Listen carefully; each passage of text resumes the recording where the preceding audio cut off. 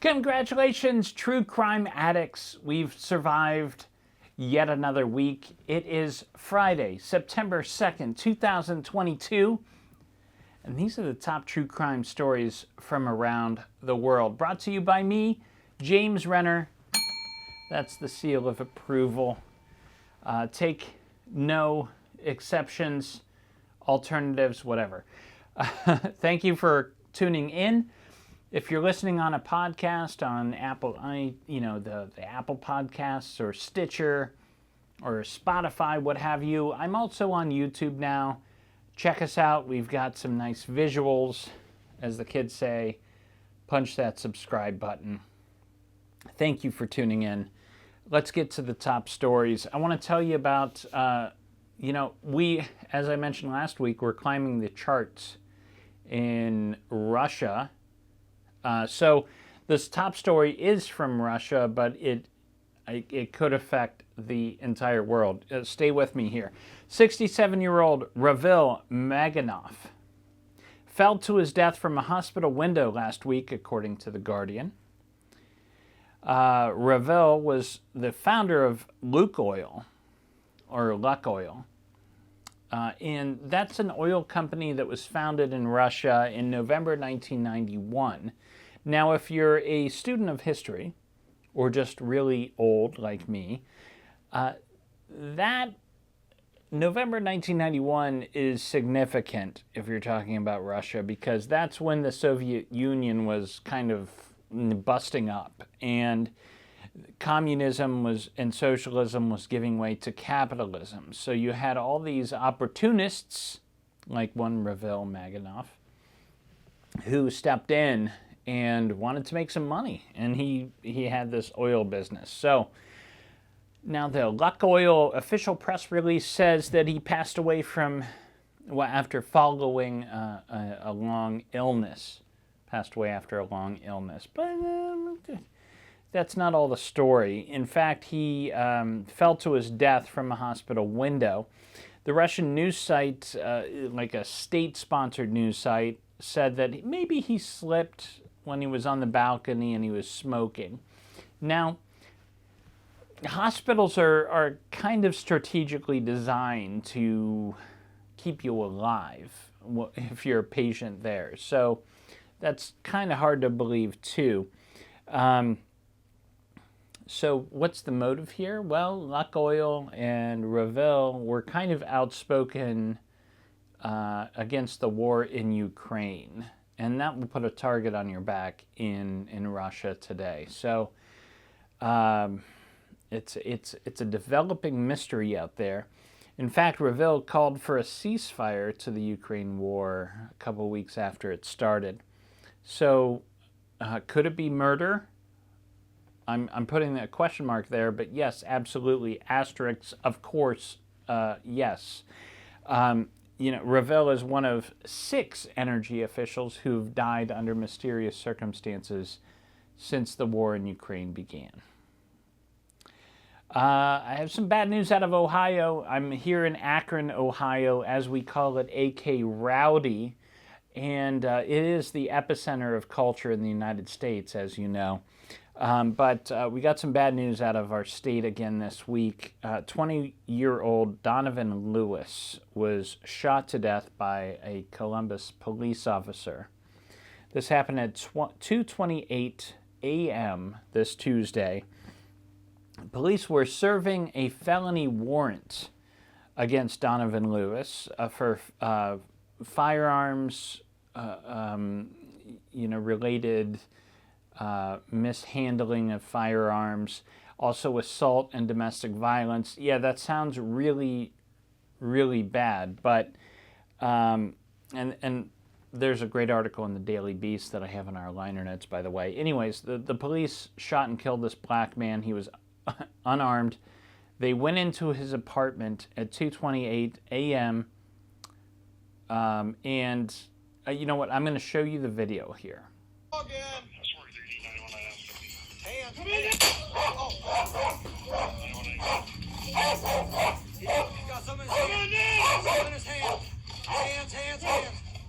So the video is pretty damning. You know, you take into account the fact that they're serving this warrant. They know he has a firearm, but still, he's in his bed. He's unarmed. The officer is shooting as soon as the door is opening. This guy, by the way, they're treating him like he's already guilty. He did not have his day in court. As far as we know, all of these allegations are untrue. And by the way, why in the middle of the night? Why was this warrant, why did it have to be served at 2:28 a.m.? Why not 2:28 p.m. on a Sunday? This is Officer Ricky Anderson, by the way. He's the one that fired that shot into the bedroom.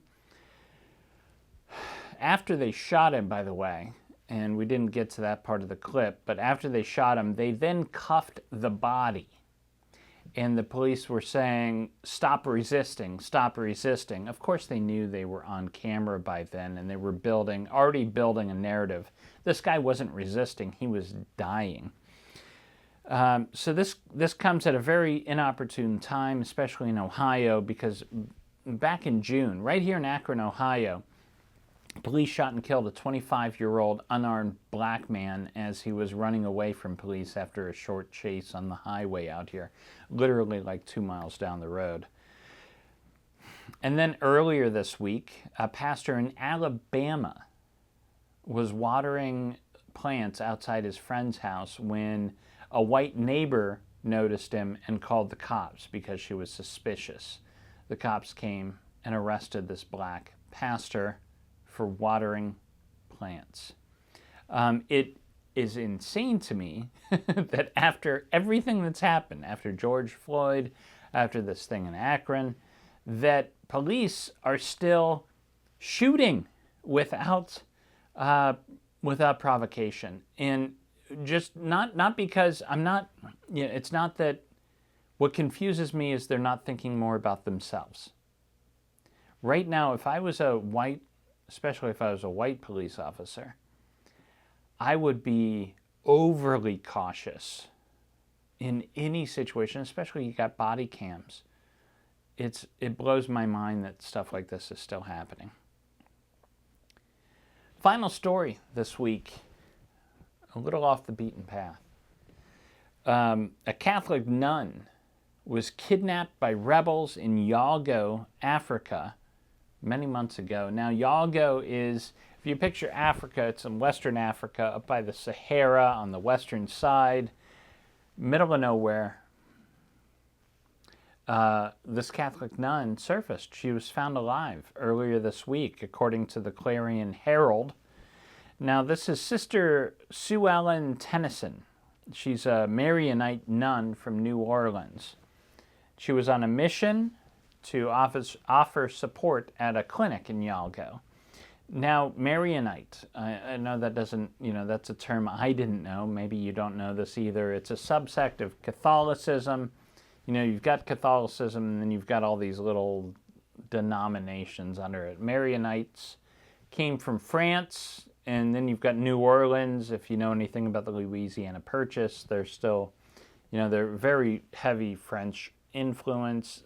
They established a church there that opened an orphanage. Long story short, she's kind of, into that French Catholicism stuff. One night earlier this year in Yalgo, while she was at the convent, several men broke in with guns. They kidnapped her. They took only her. They left all the other nuns and witnesses behind. They do this out in West Africa. They do this in West Africa for the bribe money, the ransom money. These are rebels that are trying to build armies to, fight against the government, and they're trying to raise money any way they can. For more information on that, read Poisonwood Bible by Barbara Kingsolver if you're into literature. Those are your top stories. I've got some crazy genetic genealogy news after the break. You're going to want to check this out. Stay tuned. And we're back with Baywatch Nights, starring Yasmine Bleeth. Hey, cold case updates. There's something crazy going on with the Delphi murders. Here we go. Police, this is the Indiana State Police, they've been spotted combing the Wabash River in Peru, Indiana this week, and what seems to be a search directly related to the murders of Abigail Williams and Liberty German of Delphi, aka Abby and Libby. This is a big case for true crime if you haven't been following. The Indiana State Police were spotted in the Wabash River. They were using metal detectors and scuba gear searching for something. Now, word is they're looking for the murder weapon itself. Now, Wabash River is not necessarily so near the Monon High Bridge where Abby and Libby were murdered. So why are they looking there? Well, it happens to be near the home of one Keegan Klein, who police allege was communicating with Libby German the night before her murder. This is coming to us from Fox 59. Now, Keegan Klein is alleged to have catfished these girls with a fake account, and many other girls, by the way. He was using this Instagram account of this male model, this very handsome young male, and he was flirting with these teenage girls, these young girls, and trying to coax them into what he needed from them. Klein is currently facing child porn charges. He has not been charged with the murders. Also, his father, he alleges, also had access to that account. If you want to keep up on the latest details of the Delphi murders, you should be following the Murder Sheet podcast. Anywhere you get your podcasts, they are updating regularly, and they are the ones that are actually breaking all of this news. So check out Murder Sheet podcast. Speaking of podcasts, there is a decades-old murder in Australia that was solved this week and adjudicated due to a podcast down under. An Australian man was convicted in this 40-year-old case, in this 40-year-old murder. This is one of those rare no-body homicide cases. These are the most difficult cases to bring to trial and to get a guilty verdict on. This is where you assume that a murder has taken place, but you don't have the body. You have no evidence. You just have a missing person, and you assume that they were murdered. This is one of those cases. Now, a very small percentage of those cases ever go to trial. We're talking like a dozen a year. And of those, so that's the litmus test. You have thousands of these cases, right? Only like a dozen go to trial every year. But once you get to trial, there's like an 80% conviction rate. So it's all about getting it to trial. Anyways, this involves one Kristen Dawson. He's a 74-year-old man now. His wife was last seen in January 1982, 40 years ago. So he would have been 34 at the time. This is according to the Associated Press. He said he was, all these years, he said his wife is still alive, that she ran out on him and the kids, started a new life, and the judge wasn't having it. He had a choice. He could have had a jury trial, but he chose to have trial by judge. Sometimes you do that. The reason he did this is because there was a podcast about his case called The Teacher's Pet that was extremely popular. And he figured that if anybody had listened to that, if they were on the jury, he would be found guilty. So he went with judge. Judge still found him guilty.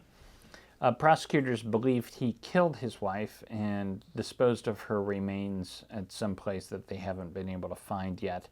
What was the motivation? Well, at the time of his wife's murder in January 1982, he was teaching high school, and he was involved in a sexual relationship with a former student. After his wife died a couple years later, he married the student. They separated in 1990. To give you an idea of how popular this podcast was, it's been listened to over 60 million people have listened to this podcast. The population of Australia is 25.7 million people. A little perspective there. Very popular. So, he's in prison.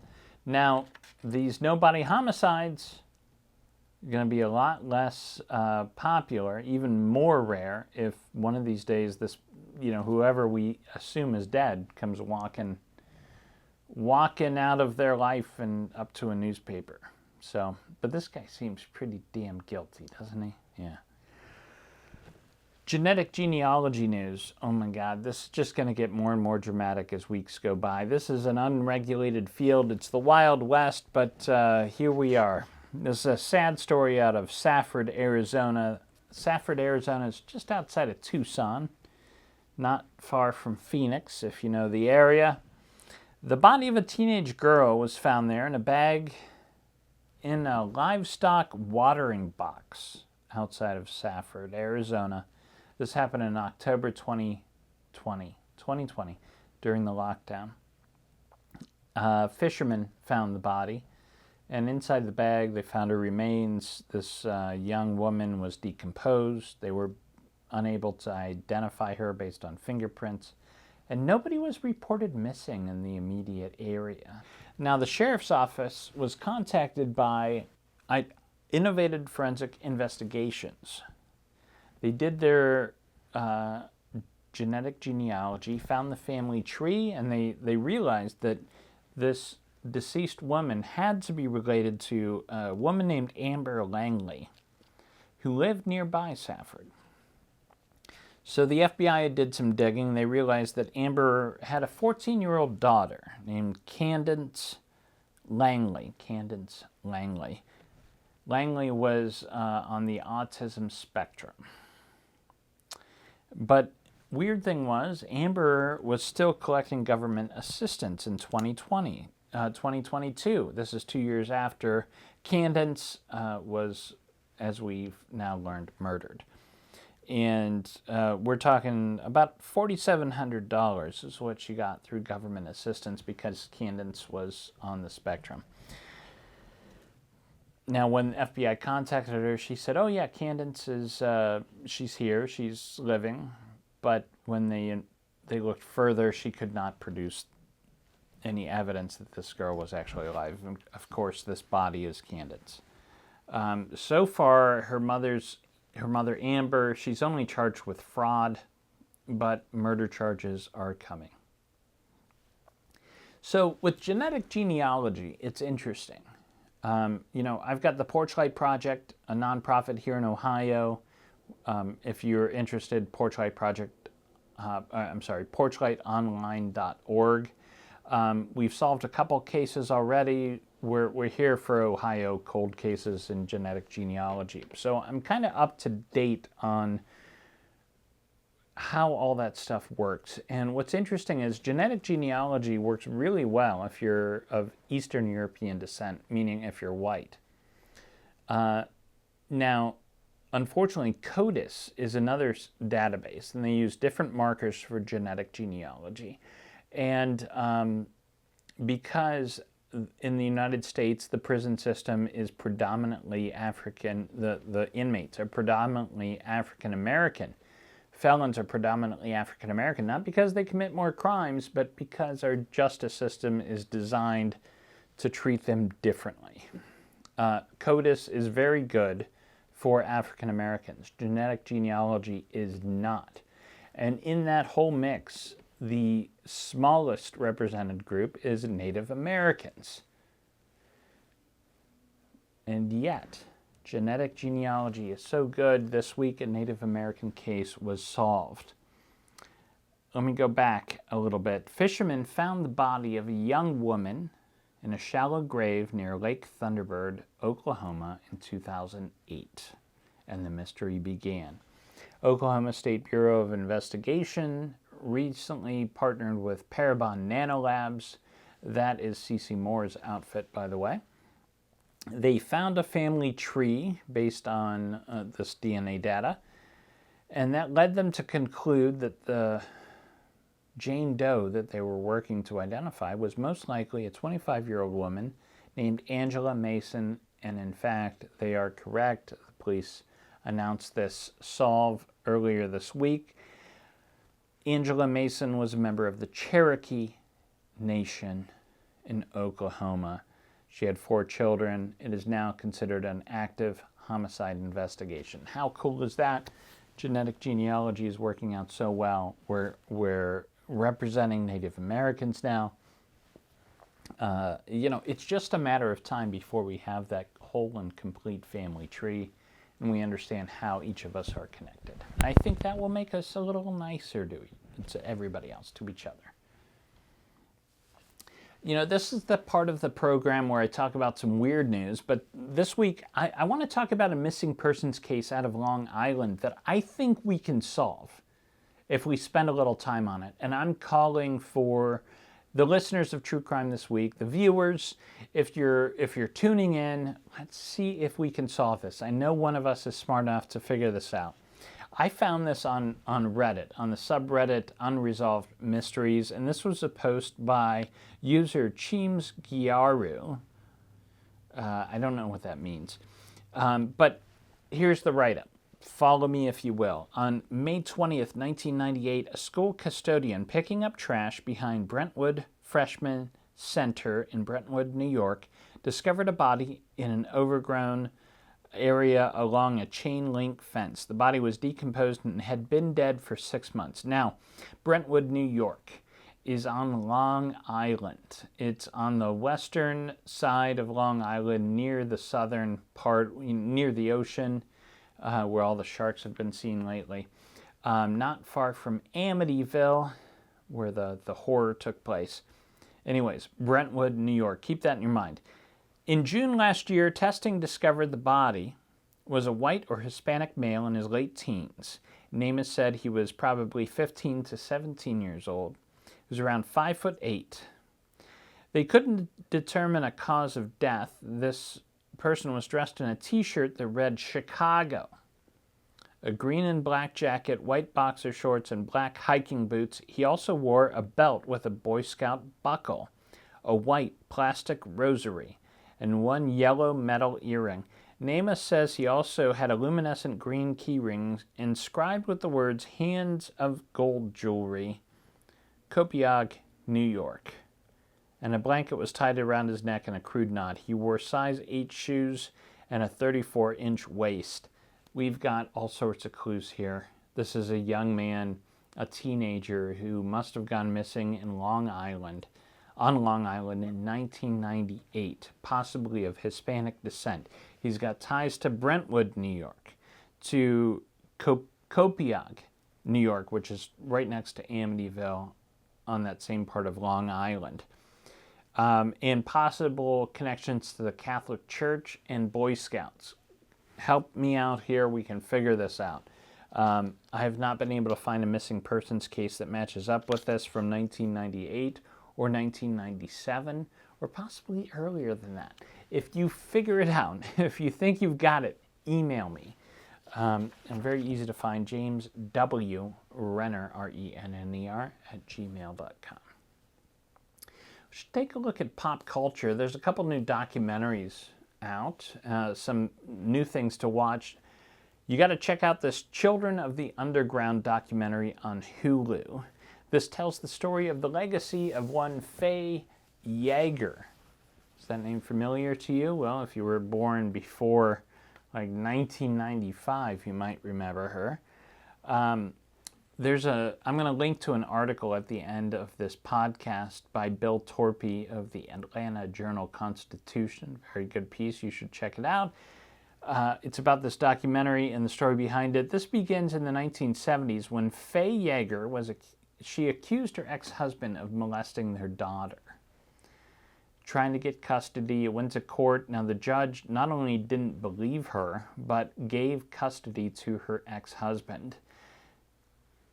And, maybe the story ends there, but not for this guy. Her ex-husband ends up on the FBI's top 10 wanted list for molesting children.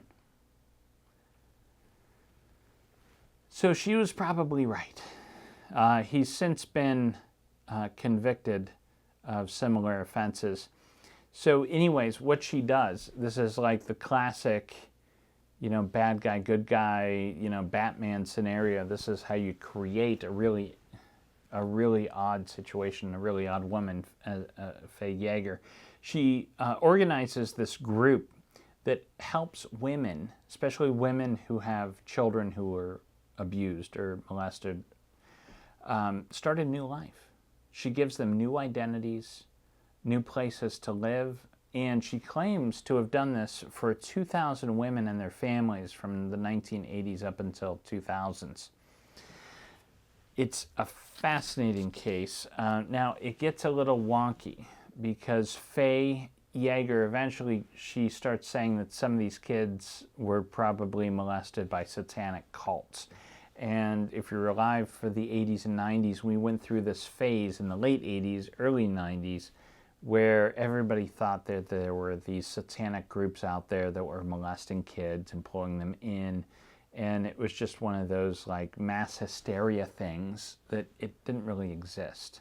You know, we had this fear of Dungeons and Dragons and these other things, and it was a whole deal. So the fact that she's tuned into these satanic cult allegations does not help her credibility, but she helped these women and children disappear. So it's a fascinating documentary. Check it out, Children of the Underground on Hulu. Now, remember inventing Anna, as in Anna Delvy? I'm Anna Delvy. You know, from Netflix from a couple months ago. I love the show. It was produced by Shonda Rhimes of Grey's Anatomy. Anyways, remember that friend of hers, Rachel? Well, that was the friend that she got taken for tens of thousands of dollars. She put it on a card or a credit card or something. Anna totally screwed her over. But she was able to like get all the money back because she was kind of from a well-to-do family or whatever, and she complained, and the credit card just forgave her. At least that's what we're getting from the documentary. So that person, her real name's Rachel Deloche Williams. She this week she sued Netflix for defamation and invasion of privacy. Now, immediately, Anna saw this, and of course she went to social media, and she said, quote, "Will gladly make myself available to testify about the accuracy." Let me do this in the voice. "I will gladly make myself available to testify about the accuracy of your depiction of Rachel." So she's already on social media saying, no, Netflix got this right. She's, you know, that's how Rachel is. You know, I don't know the truth. I mean, maybe that was not Rachel at all that we got Netflix. But I have to say, isn't this a totally Rachel thing for her to do? I think it is. Let's check the charts. We're going to check out what are the top true crime podcasts in America. Let's check out Chartable.com, which keeps track of those things. It's your normal top 10, but here's the weird thing. Morbid's back. Remember last week, Morbid wasn't even on the charts? And they'd been climbing up out of nowhere. They got number 2. They were threatening to overtake Crime Junkie, and then they just disappeared. Well, they're back on True Crime Podcast. They're number 2. I want to talk to you, though, about a couple new podcasts I noticed a little further down. Number 12. These are podcasts I want to check out this week. Number 12, The Sunshine Place. Here's the write-up. Once called The Miracle on the Beach, Sananan began in the 1960s as an experimental rehab facility in Santa Monica, California. They had a radical claim. They could cure heroin addiction. Before long, it would make an even bolder claim. They could cure any of your problems. All you had to do was move in. What started in a house on the beach soon spread to compounds across the country. The man who made the miracle happen, Charles E. Dietrich, a.k.a. Chuck, would be the one to destroy it all, along with the lives of many of his followers and millions of dollars in assets. Who doesn't love a good cult story? And what's a better location for a cult story than Southern California? This has it all. Check it out, The Sunshine Place. And then just beyond it, number 13 is a new podcast called Rotten Mango. Kind of like that. Here's what it's about. Rotten, but still a little sweet, just like me. Rotten Mango is a true crime podcast with all sorts of spooky stuff. We love doing deep dives into the darkest crimes, and we tend to not leave out any details, which can get a little rotten at times. If you want deep dives into the psychology of killers, no holding back storytelling of crimes, and stories of a lesser-known criminal from around the world, this is the place for you. I don't know why Rotten Mango is doing so well. They must be doing something the others are not. Maybe they're just consistent, but give them a try. Hopefully they will soon make enough money for a copy editor. You got to fix that write-up, guys. And that's the show for this week. Thanks for tuning in. I'm your host, James Renner, and it is Friday, September 2nd, and that's reason to celebrate because we have survived another week. And in the words of the incomparable Murray Saul, the godfather of Cleveland radio, that means we gotta get